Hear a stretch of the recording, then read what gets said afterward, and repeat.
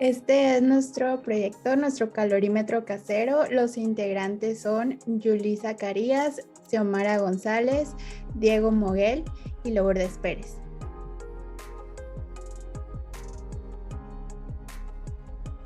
Como principales objetivos de esta experimentación va a ser la realización de un calorímetro lo más eficiente posible utilizando los materiales caseros.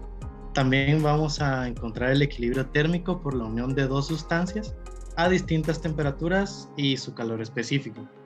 También vamos a determinar posibles errores durante la práctica, comparando los valores obtenidos con los valores teóricos. Estos errores pueden ser hechos por nosotros o bien provocados por alguna eficiencia o no del material utilizado.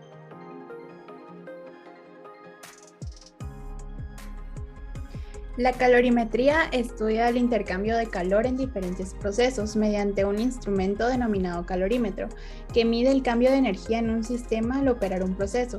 Puede ser físico, químico o biológico. La construcción de calorímetro ayuda a entender la ciencia de la energía y sus transformaciones. Con un instrumento simple se puede deducir el cambio de calor, pero implica el conocimiento de conceptos como capacidad calorífica, entalpía, poder calorífico y potencia térmica, entre otros. Durante la práctica se realizó un calorímetro casero con materiales fáciles de encontrar y accesibles con el propósito de hacer un sistema adiabático. Con los valores obtenidos mediante el uso del calorímetro se pudo obtener datos para realizar cálculos con el objetivo de encontrar el equilibrio térmico entre dos sustancias a diferentes temperaturas y con distinto calor específico. Asimismo, determinar los posibles errores experimentales causados durante la práctica.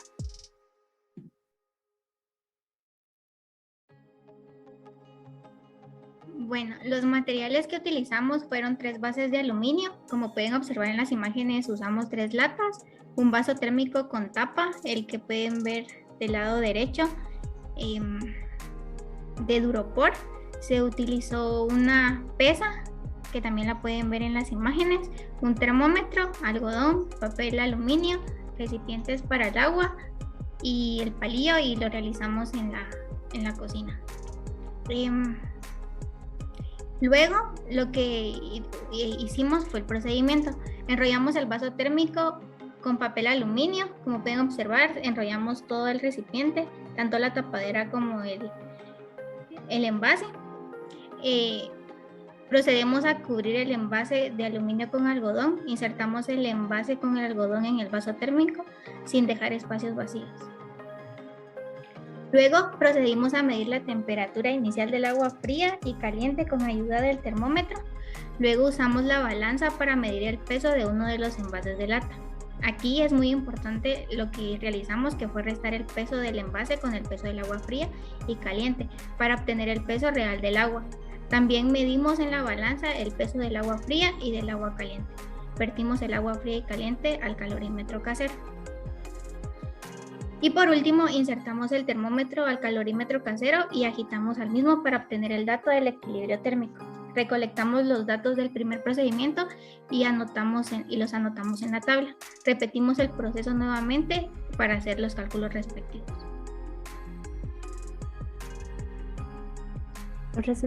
Los resultados obtenidos se cuantificaron en la tabla número 1. En esta se tiene la temperatura del agua fría, la temperatura del agua caliente, la masa del agua caliente, la temperatura medida y la temperatura calculada, así como el cálculo del porcentaje de error.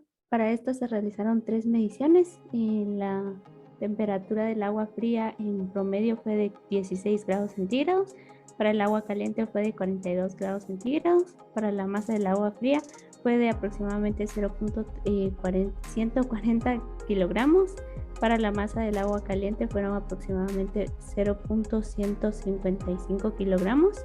Y la temperatura medida fue de 25.5 grados centígrados en promedio. La temperatura calculada fue de 28.5 grados centígrados en promedio y el porcentaje de error varió en cada medición. Para la primera fue de 1.99%, para la segunda medición fue de 1.8267%, y para la temperatura fue de 2.045 grados por ciento. Los cálculos realizados. El primero se calculó el peso de la lata respecto del agua fría y caliente. Para esto se midió la masa relativa, que es igual a la masa de la lata menos la masa del agua fría.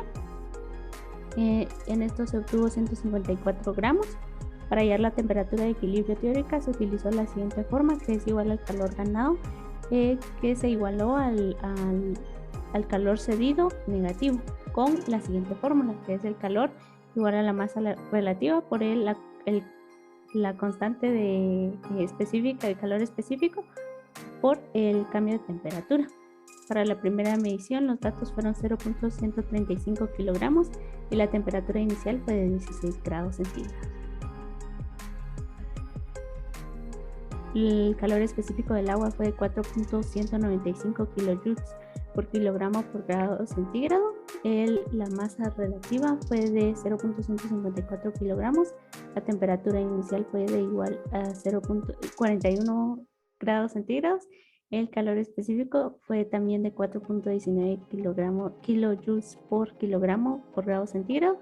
El calor específico del aluminio fue de 0.896 joules por gramos por grado centígrado. Y se utilizó la fórmula calor ganado igual a calor cedido negativo. En esto se tomó en consideración que como el calorímetro es un sistema cerrado, entonces el calor perdido del agua caliente iba a ser al calor ganado del agua fría más el calor del aluminio. Siguiente, por favor. La temperatura final calculada fue de 28.1051 grados centígrados y la temperatura medida con el calorímetro fue de 27 grados centígrados.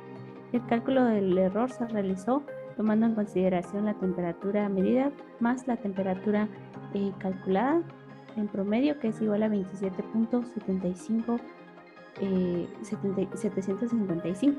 A esto se le sumó 0.3501, que es igual a 0.5226, dividido en la temperatura calculada en promedio, que es 27.755, y eso nos da un porcentaje de error de 0.199.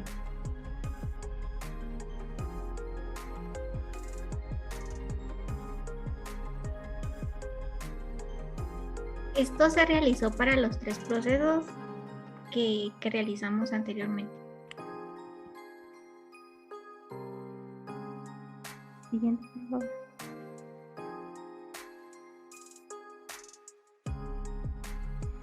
Para finalizar, tenemos las conclusiones. Que nuestra primera conclusión fue que para realizar un calorímetro casero se va a requerir que el sistema cerrado sea adiabático, para lo cual se le debe aislar del ambiente con algodón y también con papel aluminio. En segundo lugar, tenemos que la temperatura experimental del calorímetro casero para el primer caso es de 27 grados Celsius. Para el segundo caso va a ser de 28 grados Celsius aproximadamente, y el caso nos dio un valor de 27 grados centígrados, similar al caso 1. Y por último tenemos que los datos obtenidos en la práctica difieren de los datos teóricos en un 2% aproximadamente, debido a los materiales que se utilizaron, el ambiente o el tiempo, hasta los fluidos llegan al equilibrio térmico. Y estas son las referencias que usamos. Muchísimas gracias por su atención.